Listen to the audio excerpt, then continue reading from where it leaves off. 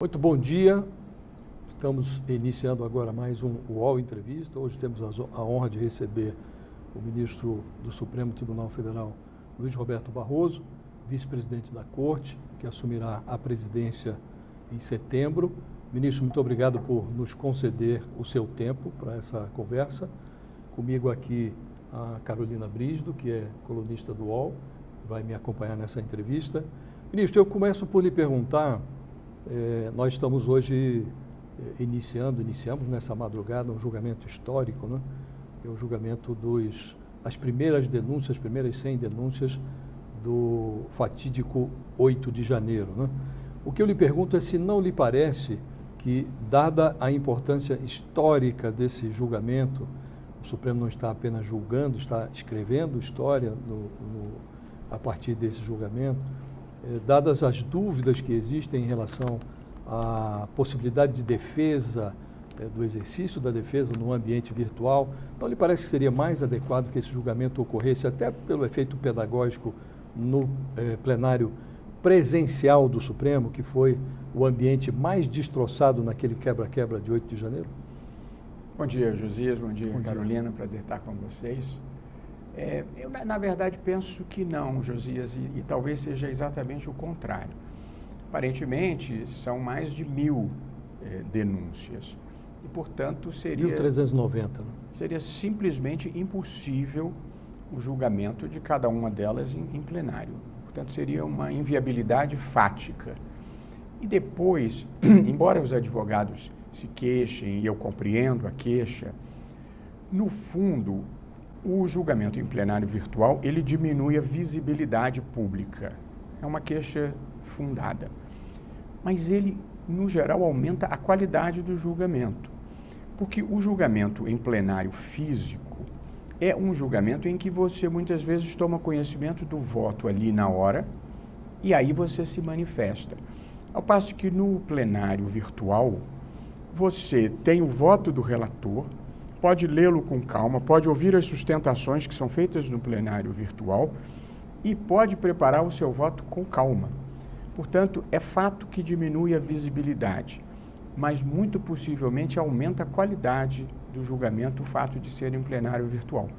Porém, ainda que assim não fosse, não haveria alternativa. Nós acompanhamos o mensalão em outra época, que eram 40 denunciados e ocupou o plenário do Supremo por meses. O Supremo ficou paralisado em tudo mais. O plenário virtual permite a superação desse tipo de disfunção. De modo que a queixa dos advogados quanto à visibilidade eu compreendo, mas não havia alternativa.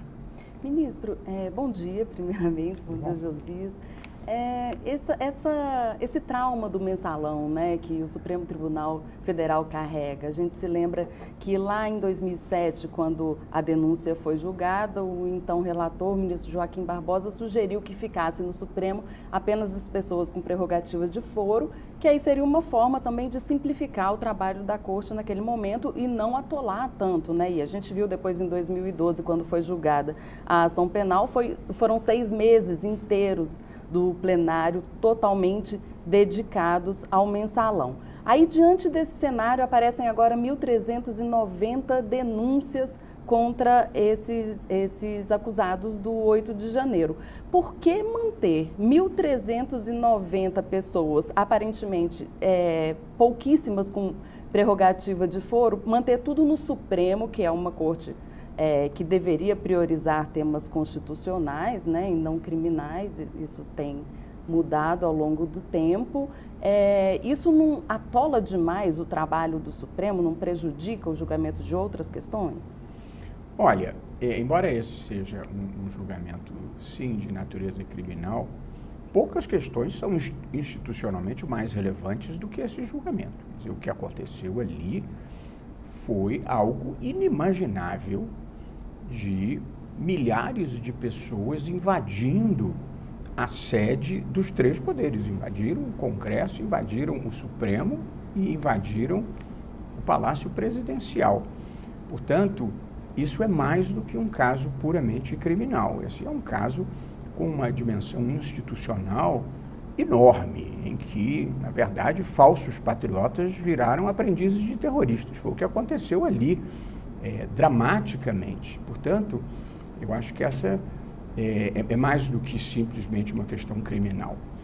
Em segundo lugar, Carolina, eu acho que seria muito ruim que, pelos mesmos fatos, as pessoas estivessem sujeitas a julgamentos fragmentados com resultados diversos. Eu acho que isso seria muito ruim. E, evidentemente, se você distribui pelo país esses julgamentos, você não conseguiria ter um mínimo de coerência no tocante ao resultado. Eu quero deixar bem claro, ninguém deve ser julgado no bolo. As pessoas devem ser julgadas pelas provas existentes. Mas a falta de noção foi tão grande que boa parte das pessoas envolvidas postou na rede social o que estava fazendo. Quer dizer, o que aconteceu no Brasil nos últimos tempos foi inimaginável. Quer dizer, todas as pessoas têm em si o bem e o mal. E o que nós vivemos, e portanto o processo civilizatório ele existe para você reprimir o mal e potencializar o bem. O que aconteceu no Brasil dos últimos anos foi o contrário.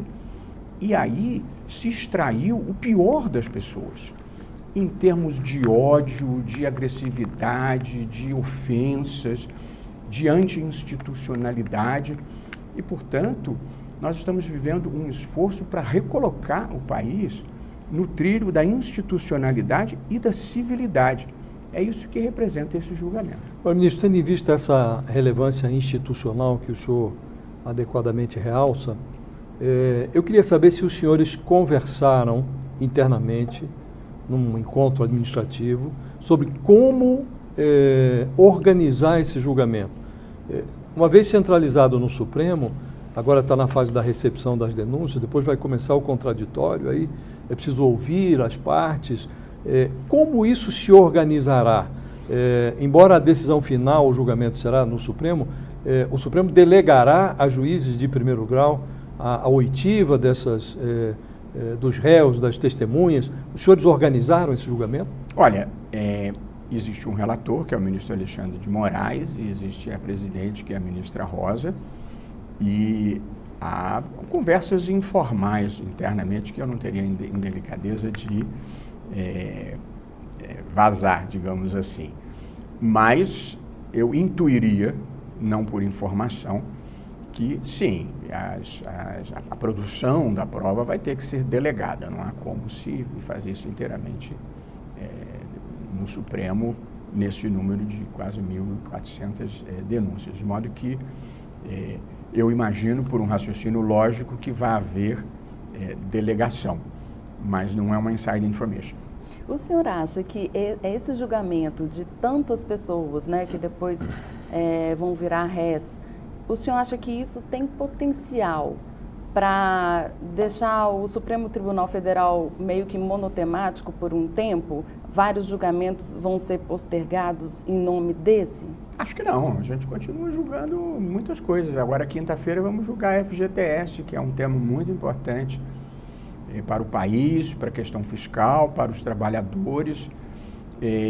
Julgamos na semana passada questões importantes.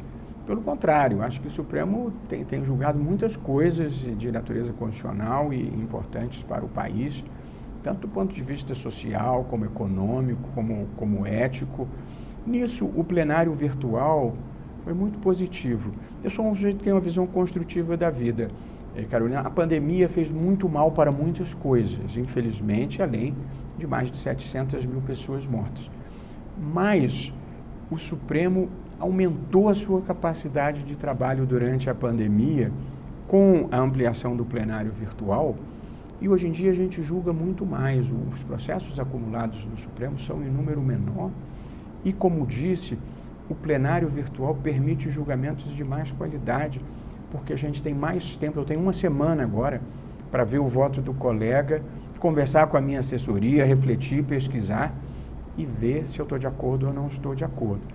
De modo que, não, acho que nós estamos positivo operantes. Um pouco como o Josias falou dessa questão do plenário virtual, que às vezes também ele serve para esconder algumas discussões, né? porque tem temas que são espinhosos, que são polêmicos e que eles acabam no plenário virtual. Tem ação direta de inconstitucionalidade, tem várias ações que têm impacto muito grande e que o debate não é público. O senhor acha que isso prejudica ou melhora? Porque, de alguma forma, também a TV Justiça, quando ela está focada nos senhores, talvez os votos sejam diferentes, existam mais uma necessidade de um debate do tema. O senhor não acha? Carolina, não dá para esconder no Supremo coisa alguma. A exposição pública que a gente vive, tanto pessoal quanto jurisdicional, é imensa. Todos os veículos de comunicação têm setoristas no Supremo que acompanham cada passo dos ministros e cada movimentação dos processos que hoje em dia são monitorados online no próprio site do Supremo. De modo que não há como você esconder algum tema no Supremo. Eu poderia concordar com você de que alguns temas é melhor que eles sejam debatidos ao vivo e a cores na TV Justiça. Eu concordo. Mas o que acontecia é que a gente tinha uma fila imensa de centenas de processos e isso ficava sendo adiado. Eu mesmo, vou lhe dar um exemplo de um processo que eu gostaria de ter debatido em plenário. Fundo Clima, isso ainda no governo passado. De repente, o Fundo Amazônia, que era da ministra Rosa, o que aconteceu? O governo, de repente, parou fundos, o dinheiro estava lá. Dinheiro da Noruega, dinheiro da Alemanha, parou, não quis mais investir em meio ambiente, o fundo ficou paralisado. Esse era um debate que eu gostaria de ter feito. O que explica, num mundo em que o aquecimento global e a mudança climática preocupam todos, deixar o dinheiro parado para não fazer nada? Esse era um debate que eu gostaria de ter tido. Mas eu ia ter que esperar uma fila tão grande e ia retardar mais ainda a liberação do fundo. De modo que acabam sendo escolhas um pouco trágicas, mas inevitáveis. Mas o plenário virtual, eu asseguro a você, ele não tem o papel do escamoteamento, porque isso hoje em dia é impossível. Os advogados monitoram, a imprensa monitora. O Supremo talvez seja o tribunal mais transparente do mundo, porque na maior parte do mundo, Carolina e Josias, os juízes nas cortes constitucionais, eles deliberam em conferência, reservadamente. Às vezes você tem a sustentação, é pública, como é nos Estados Unidos, mas depois a deliberação é numa sala fechada, não tem nem servidor. São só os 9 ministros. Portanto, ninguém fica sabendo o que foi discutido lá. Isso tem vantagens e desvantagens. Aqui a gente delibera na frente da TV Justiça. Qualquer pessoa pode prestar atenção no que a gente está fazendo. Também tem vantagens e desvantagens. Qual é a grande desvantagem da TV Justiça? É que se você senta em volta de uma mesa informalmente, é mais fácil de você construir consenso do que você tendo ao vivo e a cores para o Brasil todo. Mas tem uma vantagem que eu considero muito relevante e que me leva a, apesar das desvantagens, defender a TV Justiça. É que o imaginário social no Brasil supõe que por trás de qualquer porta fechada estão acontecendo tenebrosas transações.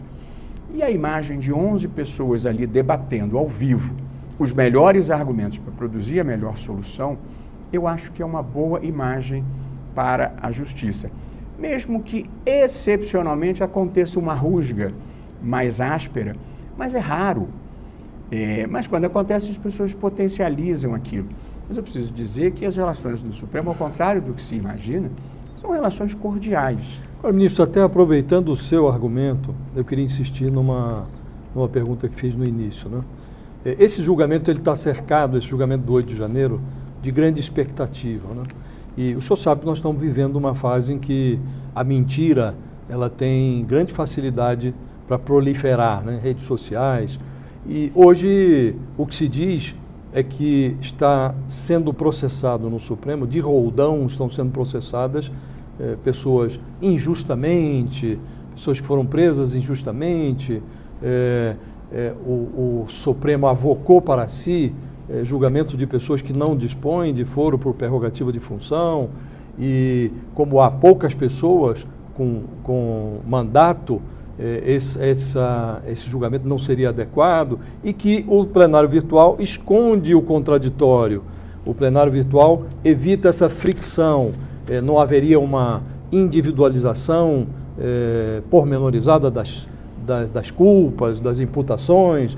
Não teria sido, eu insisto nessa pergunta, mais adequado, embora isso pudesse tomar um pouco mais de tempo, que isso fosse ao plenário, à luz dos refletores, com transmissão ao vivo, não só da TV Justiça, mas muitas emissoras fariam essa transmissão, para que esse julgamento ficasse acima de qualquer suspeita, que quanto a ele não tivesse nenhuma dúvida ao final?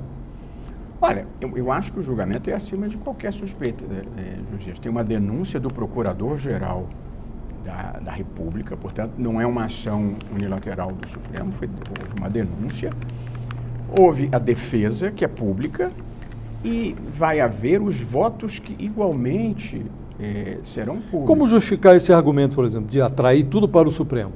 É por conta do regimento interno do Supremo, uma vez que foram praticados crimes dentro do prédio da sede do Supremo, é por conta da conexão com personagens que têm mandato, por que o Supremo julga tudo? Do processo penal, você quando está julgando substancialmente os mesmos fatos, para impedir resultados incongruentes, você, por conexão, julga todos simultaneamente. Agora, as narrativas, elas são inevitáveis. Claro. Quer dizer, você vai na internet e você vê... enfim, tem gente que acha que a Terra é plana, tem gente que acha que o Trump ganhou a eleição, tem gente que acha que a eleição foi fraudada, tem gente que acha que são pobres velhinhas inocentes que estão sendo processadas. As narrativas existem, e embora eu acho que mentir precise voltar a ser errado novamente, não é uma questão política, é uma questão ética, a gente nunca vai conseguir evitar essas narrativas. O problema é que o mundo hoje é tudo muito documentado e, portanto, você tem filmagens do que se passou.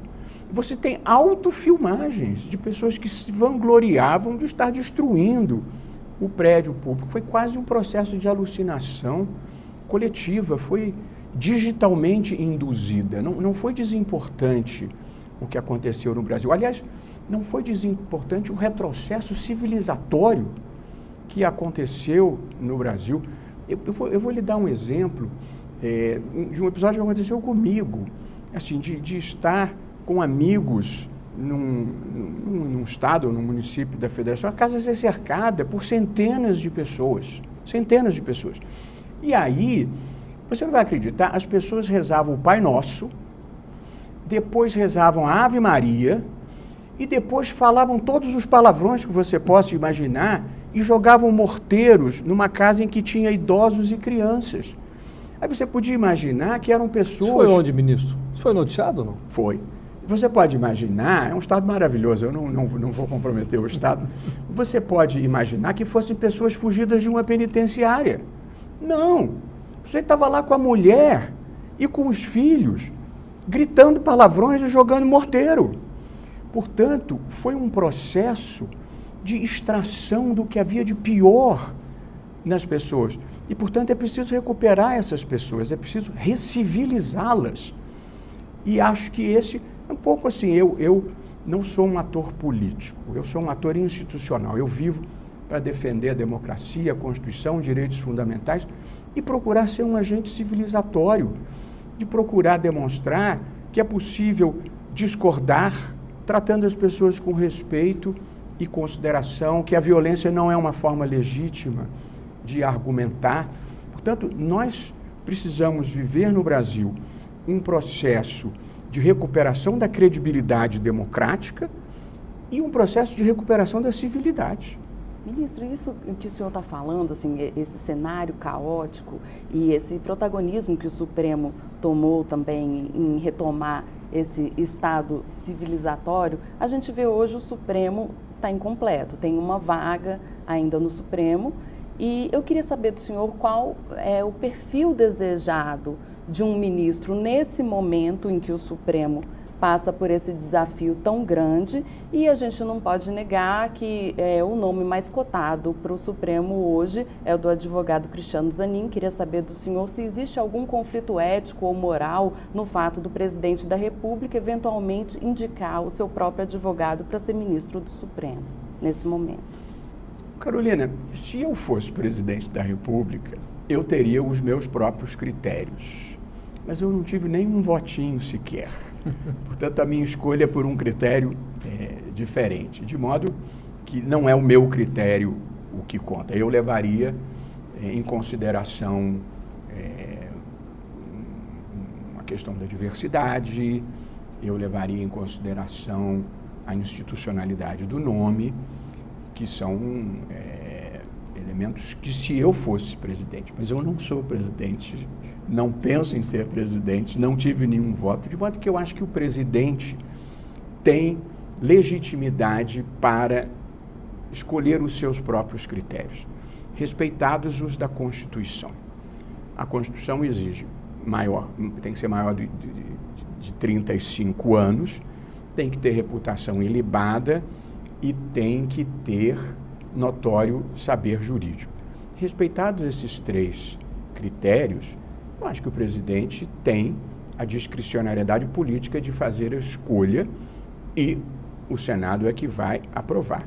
Não vejo, se vier a ser o Cristiano Zanin, nenhum conflito ético, nem moral, nem de violação da impessoalidade. É um advogado, e olha que eu posso falar à vontade, porque votei contra ele diversas vezes, mas que desempenhou de uma forma admirável o trabalho, quando tudo parecia perdido, quando tudo era ladeira acima.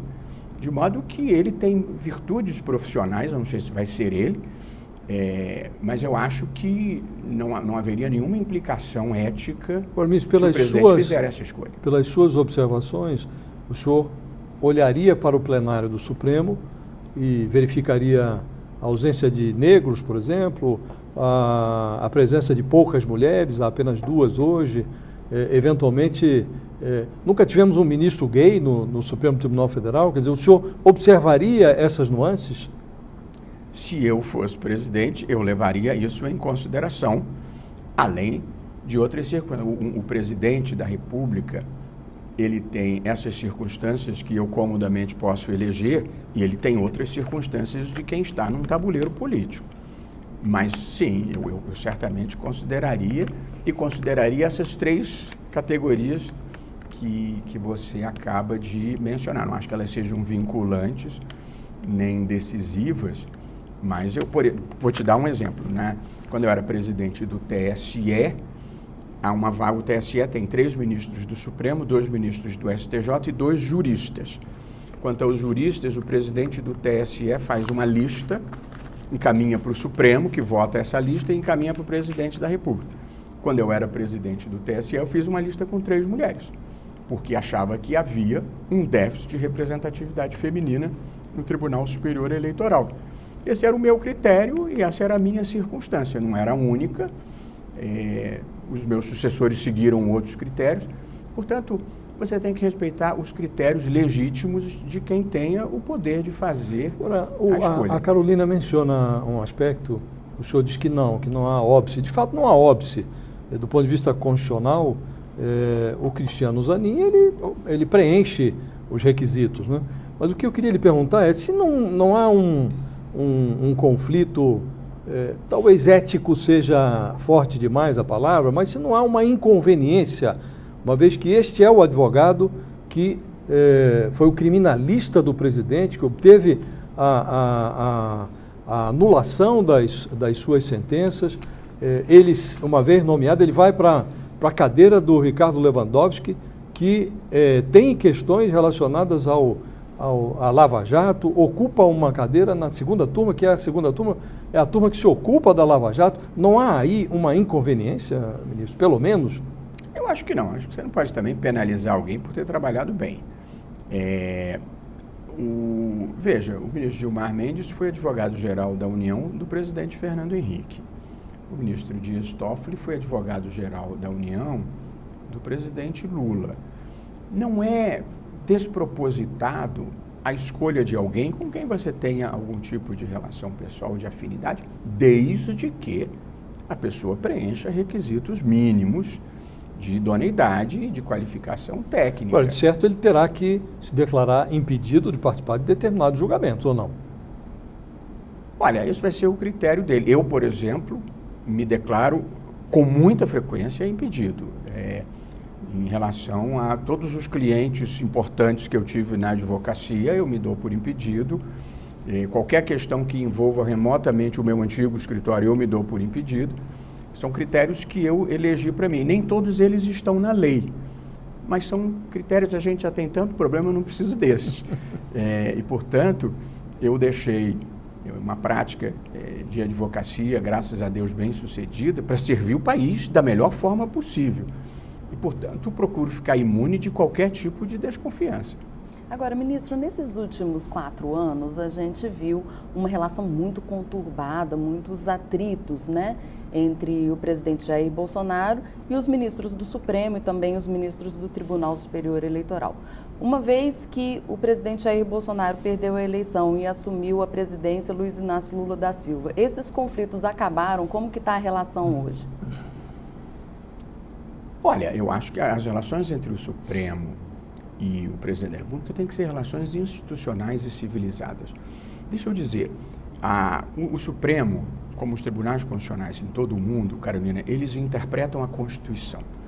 A Constituição existe para institucionalizar e limitar o poder. De modo que, em última análise, o papel do Supremo, em muitas situações, é limitar o poder. É dizer ao presidente da República ou ao Congresso, isso você não pode, vocês são a maioria, mas isso está errado.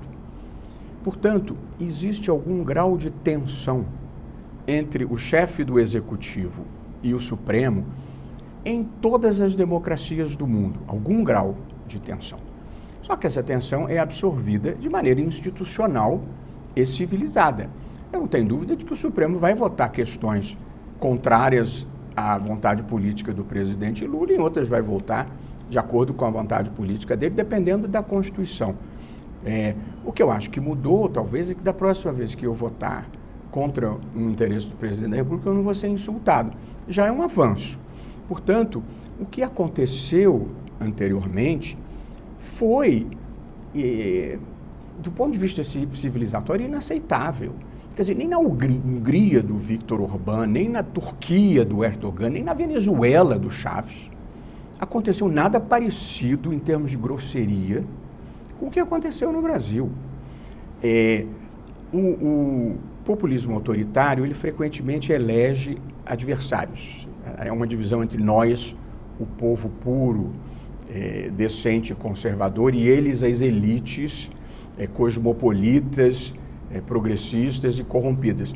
E aí, nas circunstâncias brasileiras, elegeu-se o Supremo como o órgão que representava essas elites num conflito absurdo, que não se justifica. Claro que a divergência é legítima, até a queixa é legítima, mas o insulto não é uma questão política. O insulto é uma questão ética, é uma questão de civilidade. A integridade e a civilidade vêm antes da ideologia. É assim que é a vida civilizada. Em função dessa fricção insultuosa, e houve um grande avanço, a gente está eliminando o insulto, o Supremo ganhou grande visibilidade nesse período, né? E assim como as virtudes do tribunal foram expostas, também os seus defeitos foram à vitrine. E não lhe parece que há muitos defeitos no Supremo e que o Supremo poderia atuar para ele próprio corrigir esses defeitos? Mencionou alguns. A forma como se utiliza o pedido de vista de forma aleatória, a hora para retardar julgamento, não há um prazo determinado para devolver aquela vista, o modo como o tribunal, por vezes, desfaz a si mesmo em decisões contraditórias e monocráticas, privilegia-se a decisão monocrática em detrimento do colegiado. Na prática, a gente tem ali, acho que 14 Supremos, né, se formos considerar as turmas, os 11 ministros, o plenário. Não acha que há um campo de atuação? E eu lhe pergunto, o senhor vai assumir daqui a pouco a presidência do tribunal, né? Evidentemente, no Supremo, o presidente tem uma função de coordenação, não é uma função de hierarquia, de superioridade hierárquica, né? Mas há algo que o tribunal possa fazer para melhorar o seu funcionamento à luz das críticas que recebeu nesse último período? Bom, em primeiro lugar, se o Supremo tem defeitos, evidentemente tem, como toda obra humana, o Supremo tem defeitos. Tem defeitos da universidade, tem defeitos das Forças Armadas, tem defeitos no jornalismo, tem defeitos no Supremo. Claro. Portanto, há problemas. Há problemas institucionais e há problemas humanos. As pessoas, às vezes, cometem erros. Portanto, não posso divergir desse capítulo. Mas eu acho que nós conseguimos, e ainda mais agora na gestão da ministra Rosa Weber, eu acho que nós conseguimos superar duas disfunções institucionais importantes e eu mesmo me empenhava por superá-las. E eu preciso me dizer das duas principais críticas, eu estou absolvido. Eu não tomo decisões monocráticas, eu levo tudo ao plenário virtual nas coisas importantes e eu não faço pedido de vista obstrutivo. Mas, respeitando visões diferentes, o Supremo resolveu esses dois problemas. Recentemente foram aprovadas duas emendas regimentais, uma que prevê que após 90 dias o pedido de vista volta automaticamente para o plenário virtual. Acabou a vista obstrutiva. Esse foi um grande avanço. Em segundo lugar, nós, na verdade, reiteramos, mas agora de uma forma mais patente, que em ações diretas de inconstitucionalidade e nas questões institucionais relevantes, o relator, se ele achar que não pode esperar para levar a plenário e tiver que dar uma decisão monocrática, ele leva imediatamente a plenário virtual. E até por sugestão minha, se criou agora o plenário virtual de 24 horas. Portanto, se não puder esperar, entra em 24 horas.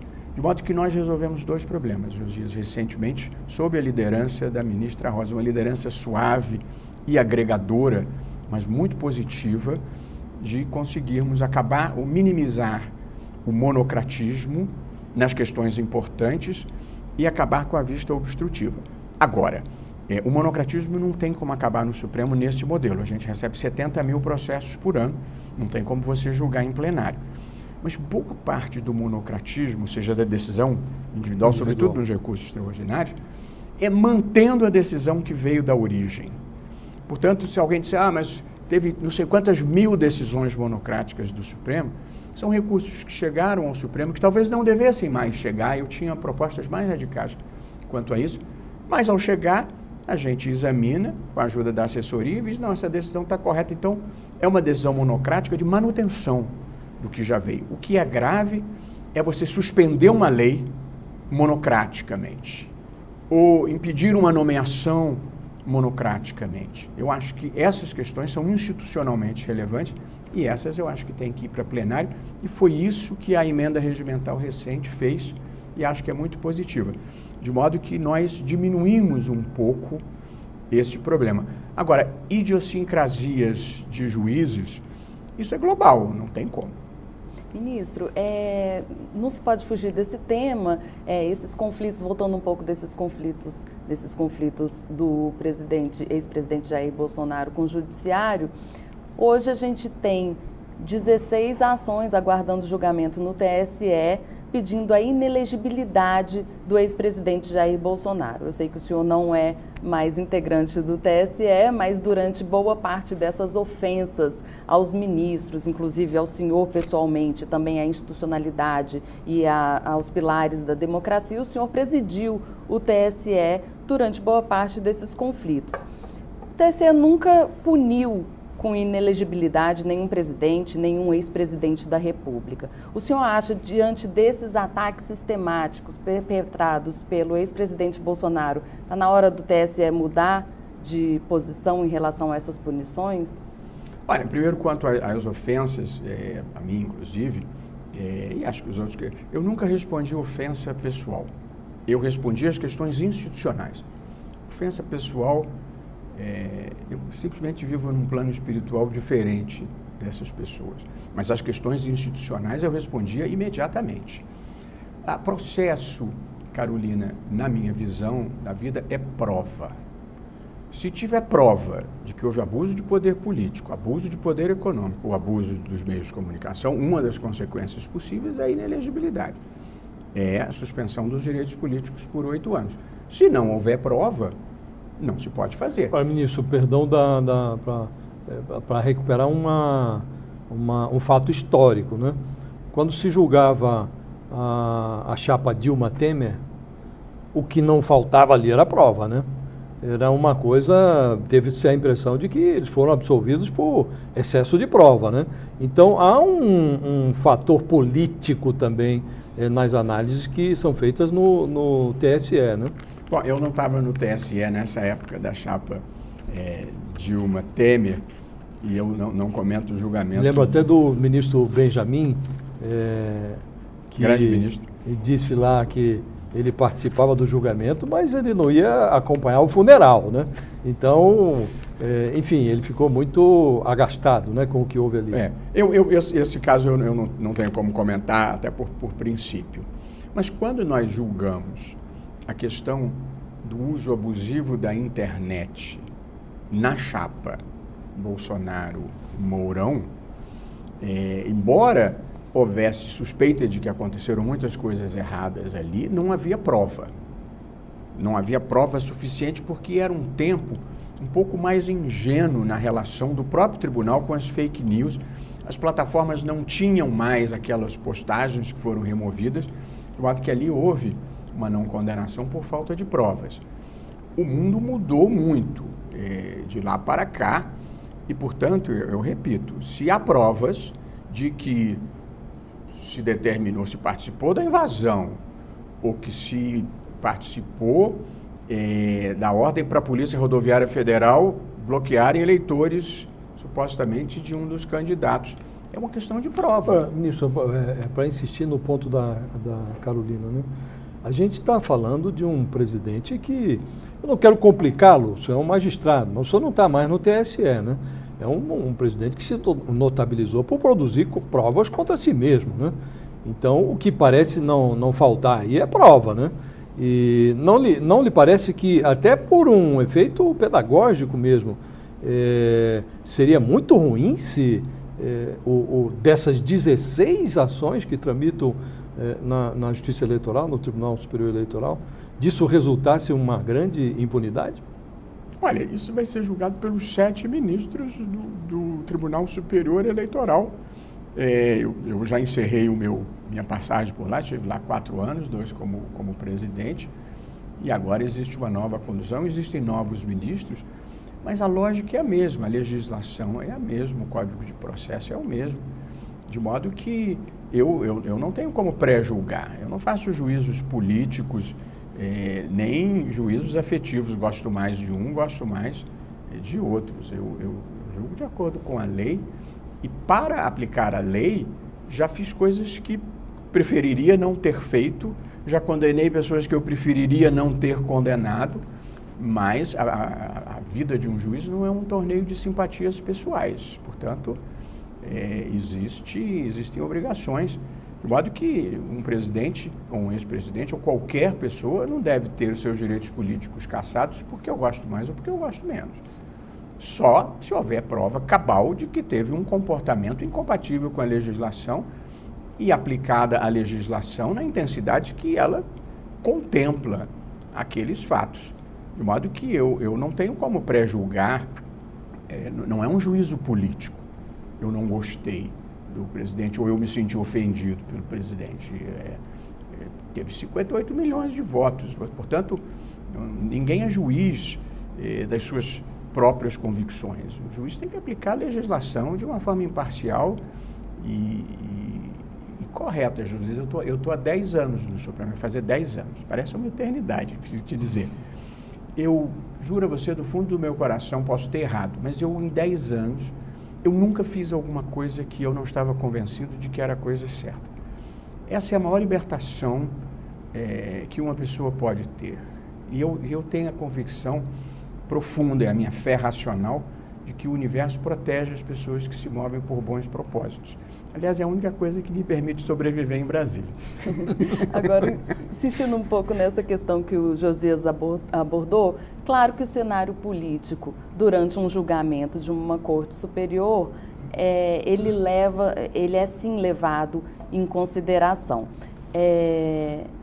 Bolsonaro teve esse tanto de votos que o senhor falou, 58 milhões, é isso? E quando ele era presidente, quando uma pessoa está no cargo, normalmente o TSE tem um pouco de pudor de condenar, porque seria uma forma de afrontar o resultado das urnas e de deslegitimar o voto das pessoas. Uma vez ele estando fora do cargo, em tese, fica mais fácil condenar? Olha, a soberania popular que elegeu um presidente, você tem toda a razão, é um elemento para ser considerado em qualquer julgamento. Mas eu, mesmo fora do poder e, portanto, não mais exercendo a legitimidade eleitoral que advém do voto, eu continuo achando que você aplica a legalidade estrita tal como ela consta da legislação e das provas. Eu repito, processo no TSE, como processo criminal em geral, é prova. Tem prova, não tem prova. E não preferências pessoais. Eu não estou lá, eu não vi os processos, eles foram instruídos pelo ministro Benedito Gonçalves, que é o atual corregedor. Eu tenho certeza que ele terá colhido os elementos disponíveis e aí vai se julgar em função dessas provas. Ministro, o senhor, quando esteve no TSE, o senhor teve que lidar com esse fenômeno de redes sociais, difusão de mentira pelas redes sociais, e nós estávamos lidando ali com uma mentira que desvirtuava a realidade sobre o sistema eleitoral, sobre as urnas. Agora nós estamos lidando numa nova fase com uma mentira que estimula o crime nas escolas, que de certo modo glamoriza o crime nas escolas. Há cenas nas redes sociais de enaltecimento do crime, que se tivesse no outdoor, acho que as pessoas teriam ânsia de vômito, mas nas redes sociais estão lá essas cenas. E o ministro da Justiça agora se empenhou para retirá-las. Houve uma rede social, especialmente o Twitter, que opôs uma certa resistência, depois acabou cedendo. O que eu queria lhe perguntar é, o que é que falta para o Brasil, como país civilizado, regulamentar as redes sociais? A Europa avançou um pouco, nos Estados Unidos muito menos, aqui nada. O senhor tem falado sobre esse tema, eu queria que o senhor me dissesse o que é que falta? Falta lei, falta disposição? Por que nós não chegamos a um bom termo nessa matéria? Josias, é muito importante esse tema. Eu, na minha passagem pelo TSE, eu não apenas lidei com isso, como me tornei um estudioso desse tema. Nós negociamos parcerias com todas as plataformas digitais e eu passei a estudar esse tema em busca de soluções. Estive recentemente na Unesco, onde há um grande debate global sobre esse assunto. Estive em Colômbia semana retrasada e tenho discutido e tenho escrito isso. Estou publicando um texto na revista de Chicago sobre esse assunto e traduzindo para o português. Esse é o grande debate global. Está todo mundo em busca de uma solução. É preciso repensar o papel das plataformas digitais, compatibilizando com a liberdade de expressão. Por que eu digo compatibilizar? Porque a liberdade de expressão, ela se tornou uma liberdade preferencial, um direito fundamental, porque ela é essencial para a democracia, permite a circulação de ideias e opiniões, ela é muito importante para a busca da verdade possível dentro de uma sociedade aberta, e ela é importante para a dignidade humana, no sentido que as pessoas têm a necessidade de manifestarem a sua personalidade. As fake news, ou seja, o discurso de ódio, a desinformação, a teoria conspiratória, o assassinato de reputações, viola os 3 fundamentos que legitimam a proteção da liberdade de expressão. Eles violam a busca da verdade possível porque difundem a mentira, eles comprometem a democracia porque impedem que as pessoas participem politicamente de forma bem informada e violam a dignidade da pessoa humana com um discurso de ódio, com a ofensa, de modo que dizer que discurso de ódio é liberdade de expressão é trair o fundamento da liberdade de expressão. O grande problema é que nem sempre é totalmente clara esta linha divisória. Nos extremos é muito fácil. Se alguém disser, esse é o pior Supremo da história do Brasil, eu acho que é injusto, mas é uma opinião legítima. Se alguém disser, nós vamos invadir o prédio, arrancar aquela gente de lá à força e matá-los, evidentemente não é liberdade de expressão. Entre esses dois extremos existem áreas cinzentas, complexas. No debate na Unesco, foram colocadas 3 ideias na mesa, inclusive por mim, para debate. Como o assunto ainda vai ser julgado, eu não estou emitindo uma opinião, mas as ideias em debate são: 1. As plataformas têm o dever de cuidado de remover das plataformas digitais postagens que configurem crime inequivocamente. Terrorismo, pedofilia, ataque à democracia, equívoco, e, portanto, os algoritmos têm que ser capazes de detectar isso. Tem que ser por algoritmo, porque por humanos é impossível, é 1 bilhão de postagens por dia. Mas então, primeiro, dever de cuidado de remover crime. Segunda obrigação, no caso de violação de direito de alguém, como compartilhamento de imagens íntimas sem autorização, violação de direitos autorais, a remoção deve se dar após a primeira notificação extrajudicial. O interessado vai lá e diz, estão fazendo revenge porn, e aí tem que tirar. E, em terceiro lugar, o que eu acho que deve ser a regra geral, remover depois da primeira ordem judicial, que é o critério do Marco Civil da Internet no Brasil. Não que é um o pedido bom da polícia, a ordem judicial. É um bom critério, mas é uma lei que tem mais de 10 anos, o mundo mudou. E o risco das fake news, que é um rótulo impróprio mais geral para discurso de ódio, desinformação, teoria conspiratória, aumentou muito. Perdão, você fez um comentário? Não, porque agora, por exemplo, nós estamos diante de um quadro da violência nas escolas, sim, né? Em que o Ministério está pedindo, a Polícia Federal está pedindo, não há uma decisão judicial, né? Não, eu acho que se houver uma postagem, vamos atacar a escola e matar crianças, é crime, tem que tirar imediatamente, de ofício. Independentemente da ordem judicial. Independente, como eu falei, se for crime, é uma das ideias na mesa, tem que tirar de ofício. Agora, falta lei, ministro? Falta, tem que ter lei. Qual é a visão? Tem que atualizar o Marco Civil da Internet, é isso. Ou editar uma lei específica que já está sendo debatida no Congresso. Como é que está o estado da arte hoje? Na Europa, a União Europeia editou o Digital Services Act, que é uma regulação geral para dar transparência e impor responsabilidades pela circulação de crimes pela internet. É um avanço. Nos Estados Unidos está acontecendo um debate muito interessante, está na Suprema Corte. É o que eles chamam de Section 230, em que lá atrás se aprovou uma legislação nos Estados Unidos dando total imunidade às plataformas digitais por conteúdos veiculados por terceiros.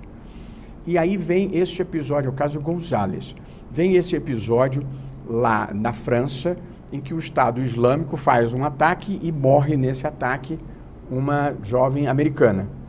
Aí a família dela entra com uma ação na Suprema Corte e pedindo uma indenização. As plataformas todas se defendem dizendo, não, eu estou imune, a legislação me diz que eu não posso ser responsabilizado por conteúdo postado por terceiros. E aí vem o argumento que vai ser decidido pela Suprema Corte, em que o argumento não estou responsabilizando você pela postagem de terceiro, é que o seu algoritmo amplificou essa convocação dos terroristas, porque o algoritmo, ele não se move pelo que é justo, pelo que é certo, pelo que é bom, ele se move em busca do engajamento. E se aquilo está tendo engajamento, ele aumenta. E então, o pedido de indenização não é pela postagem de terceiro, é por você ter amplificado o número de pessoas e ter convocado militantes.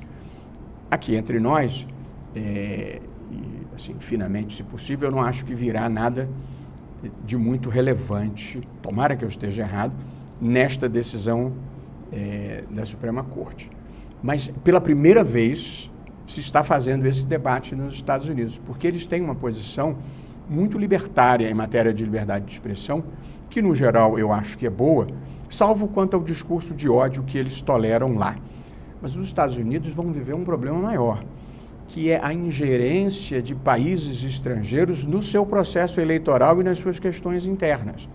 E eles vão ter que enfrentar esse problema, porque isso vem via plataformas digitais. Agora eu me pergunto, mídias sociais. De modo que o estado da arte há uma legislação razoavelmente boa na Europa, há uma legislação de total imunidade que eu considero ruim nos Estados Unidos, e há um debate no Brasil, uma legislação que impõe responsabilidade depois da primeira ordem judicial, que é o Marco Civil da Internet, e uma certa discussão por nova regulamentação. O que é que eu acho? Tem que ter um arcabouço estatal, uma lei federal, e autorregulação pelas plataformas. Eu acho que é mais importante a autorregulação e, na minha visão, deveria haver um órgão independente, externo, não governamental, misto, de monitoramento e de cumprimento da legislação geral e da autorregulação. É o que se chama de autorregulação regulada. É um modelo que se está defendendo, um órgão que tenha representante do governo, representante das plataformas, da sociedade civil, que faça esse monitoramento. Mas nós precisamos, para a defesa da democracia e dos direitos fundamentais, enfrentar a criminalidade e o comportamento antissocial nas redes sem vulnerar a liberdade de expressão. Não é um equilíbrio fácil. Nós estamos chegando perto do final. Queria dar à Carolina a oportunidade de fazer a penúltima pergunta. Penúltima? Nossa, que peso. Então, ministro, eu tenho uma dúvida legítima, na verdade. Existem algumas ações muito polêmicas paradas, com a tramitação parada no Supremo Tribunal Federal. Tem a questão da legalização do aborto, na verdade, da descriminalização, né, do aborto, e também da descriminalização do uso de entorpecente, do porte para uso de entorpecente. Eu queria saber do senhor o seguinte: esses temas, a questão das drogas, teve um pedido de vista, o julgamento foi paralisado, nunca retomou ao plenário, e a questão do aborto também nunca chegou a ser levada ao plenário. O senhor acha que esses temas, eles deveriam ser debatidos agora pelo Supremo Tribunal Federal, ou que o melhor seria esperar que o Congresso se pronuncie sobre esses assuntos? Olha, eu tenho conforto de falar sobre os dois temas, porque eu já votei nos dois. Primeiro, a pauta quem cuida é a presidente, portanto vai ser decidido no momento em que a ministra Rosa achar que deve ser julgado, se e quando ela achar que deve ser julgado. A minha posição em relação à questão mais controvertida de todas, que é a da interrupção da gestação, ela é totalmente transparente. Eu já votei e já escrevi sobre isso antes de ir para o Supremo e depois de ir para o Supremo. O aborto, a interrupção da gestação, é algo que deve ser evitado. O papel do Estado deve ser evitar que ele ocorra. Evitar dando educação sexual, distribuindo contraceptivo e apoiando a mulher que deseje ter filho e esteja numa condição adversa. Porém, criminalizar, tratar como criminosa a mulher que esteja nessa situação, eu considero uma má política pública. E não é praticada nem nos Estados Unidos, nem na Inglaterra, nem na França, nem na Itália, que é um país católico, nem em Portugal, que é um país católico, nem no Canadá. Portanto, o mundo não pratica como política pública, o mundo desenvolvido, a criminalização. Você tem que enfrentar esse problema por outras vias. E eu acho, com muita sinceridade, respeitando as opiniões contrárias e as convicções religiosas, que uma pessoa pode ser contra, pode pregar contra, pode não fazer e ainda assim achar que a criminalização não é uma boa política pública. E eu acho que o Estado não tem o direito de mandar a polícia, o promotor ou o juiz obrigarem uma mulher a permanecer grávida do filho que ela não quer ter. Essa é a minha convicção muito profunda e eu já votei assim e continuo achando a mesma coisa. A questão das drogas, eu também já votei pela descriminalização do porte para consumo pessoal. De novo, droga ilegal é uma coisa ruim. Eu eduquei os meus filhos numa cultura de não consumirem drogas e acho que as famílias devem educar os seus filhos nessa cultura. Dito isso, a guerra às drogas, como praticada em diferentes partes do mundo, não deu certo. Nós temos que repensar este assunto.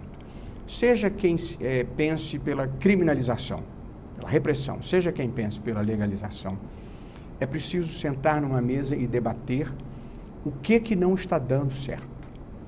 A única coisa que eu asseguro que não funciona é a política que se tem adotado no Brasil largamente de prender menino pobre de periferia com pequenas quantidades de drogas. Por que isso não serve? Porque geralmente são meninos primários, de bons antecedentes, mas são pequenos traficantes. E que, tragicamente, nesse país, em comunidades dominadas pelo tráfico, não tiveram outras opções. Você pode ter esse menino na cadeia, você destrói a vida dele, ele fica preso lá 1 ano, 2 anos, ele é recrutado por uma facção, porque não há sobrevivência fora da facção, ele sai pior do que ele entrou. E a vaga que ele ocupou custou dinheiro para o Estado. E o tráfico repôs ele, no dia seguinte é que ele foi preso. Portanto, é uma política pública que não serve para nada. E, portanto, nós precisamos repensá-la. Claro que seguir o dinheiro, sim, monitorar os grandes carregamentos, sim, monitorar a fronteira, sim, mas parar de prender menino pobre de periferia não serve para nada. E essa política deveria ser mudada passando pelo Supremo ou preferencialmente pelo Legislativo e pelo Executivo? Olha, eu acho que numa democracia, os 3 poderes devem trabalhar construtivamente para equacionar os problemas. Eu considero que a questão de drogas é um grande problema no Brasil. Boa parte das dezenas de milhares de homicídios que ocorrem no Brasil anualmente estão associadas ao tráfico. Quase 30% da população carcerária está presa por delitos associados ao tráfico. Nós temos um problema.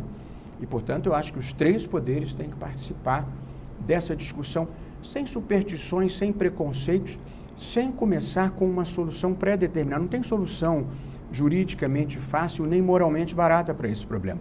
Portugal descriminalizou e há depoimentos importantes de melhoras. Nos Estados Unidos, Massachusetts descriminalizou, Nova York, Califórnia. Preciso ver o Uruguai aqui no Brasil, preciso ver a experiência desses países. Começaram com a maconha. Queria repetir, a descriminalização não é uma forma de incentivar o consumo, é uma forma de enfrentar o tráfico, porque o maior problema no Brasil não é o consumidor. Claro que um jovem que morra de overdose, eu sofro, e qualquer morte inútil é uma perda para a humanidade. Mas o grande problema no Brasil não é esse. O grande problema no Brasil é o poder que o tráfico exerce sobre as comunidades pobres. É esse poder que nós temos que quebrar e pensar uma política pública que enfrente isso. Poucas coisas violam mais os direitos humanos do que uma família honesta, pobre, que viva numa comunidade humilde, não poder criar os seus filhos numa cultura de honestidade porque sofre a concorrência desleal do tráfico. É preciso enfrentar isso.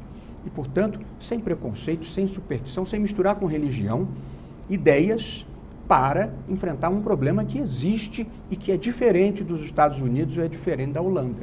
Ministro, eu queria encerrar a nossa conversa com uma pergunta, migrando do pequeno, do pobre da periferia, que é preso por conta de envolvimento com drogas, e da cultura da honestidade a que o senhor fez referência, migrando deste brasileiro para o outro brasileiro, o graúdo, que frequenta os salões do poder e que experimentou nos últimos anos uma reversão naquele esforço que se realizou de combate à corrupção.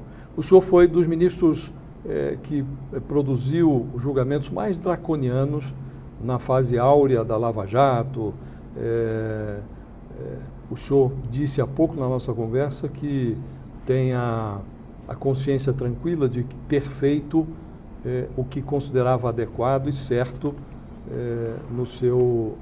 nas suas decisões judiciais. O que eu lhe pergunto é, nós viramos uma página da história para trás ou nós corrigimos equívocos?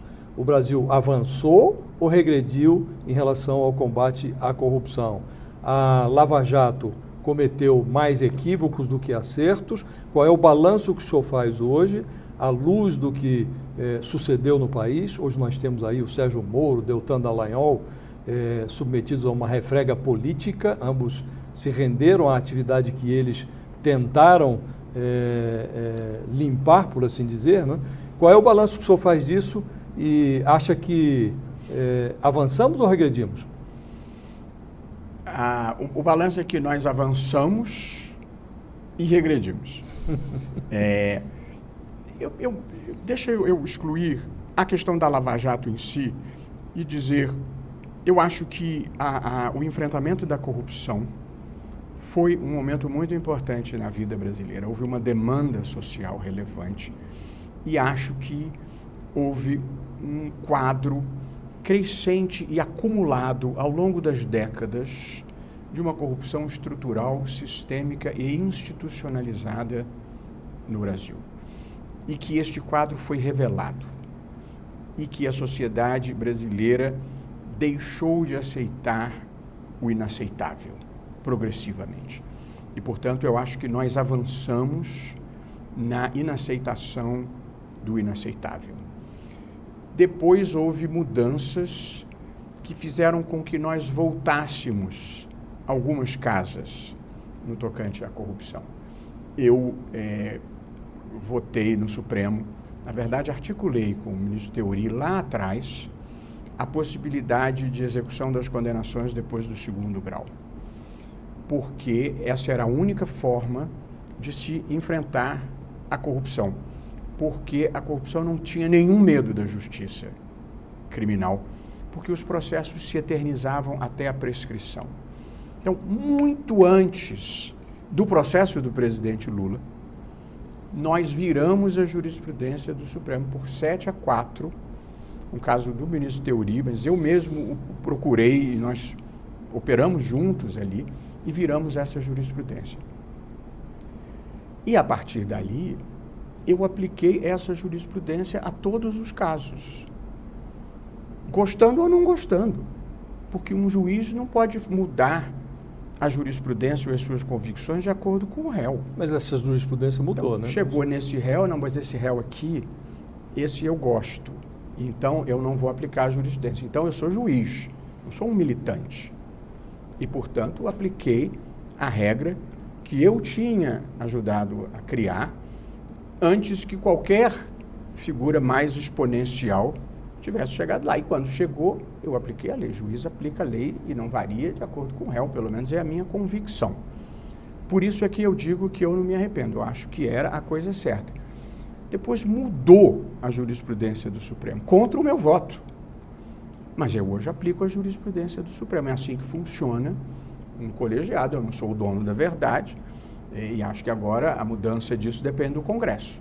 E eu continuo achando que a prática global depois da condenação em 2º grau, você pode executar. O senhor acha que essa mudança, essa reversão, fez com que a corrupção voltasse a não ter medo do judiciário? Eu acho que essa mudança permitiu que os processos se prolongassem indefinidamente e, consequentemente, o número de colaborações premiadas diminuiu expressivamente. Colaborações premiadas legítimas. Eu quero dizer, ao contrário do que você pode ouvir aí, eu sou totalmente garantista. Mas garantismo, para mim, significa o réu tem o direito de saber do que ele é acusado, tem o direito de se defender, tem o direito de produzir provas, tem o direito de ser julgado por um juiz imparcial e tem direito a um recurso para rediscutir a matéria de fato. Essa é a minha visão do que seja garantismo. Garantismo não é ninguém nunca deve ser punido por coisa alguma, não importa o que tenha feito. que todo processo deve acabar em prescrição ou em nulidade. Eu não acho isso. Portanto, eu acho que o combate tem que ser feito rigorosamente dentro da Constituição e das leis interpretadas com razoabilidade. Nada do que seja errado tem o meu apoio.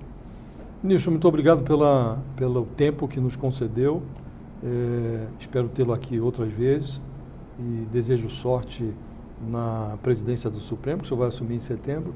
Espero recebê-lo aqui antes disso. Agradeço muito a quem nos acompanhou até agora. Muito obrigado, Carolina. Obrigada, Gisele. Até a próxima. Posso só fazer um registro? Por favor, ministro. Eu tinha combinado de vir aqui conversar com os senhores no final de fevereiro, quando tudo estava tranquilo e era uma pauta amena. Agora, muitas das pautas se complicaram, mas eu não pude vir por motivo de uma cirurgia que precisei fazer, e aí me comprometi a vir depois, e por isso eu cumpri a minha palavra. Mas a minha pauta, como eu disse, é uma pauta institucional e civilizatória. O fato político do dia não é o meu critério de avaliação. Eu olho em perspectiva para a história e procuro trabalhar para ela, não a minha pessoal, mas a do Brasil. Muito obrigado, ministro. Até a próxima.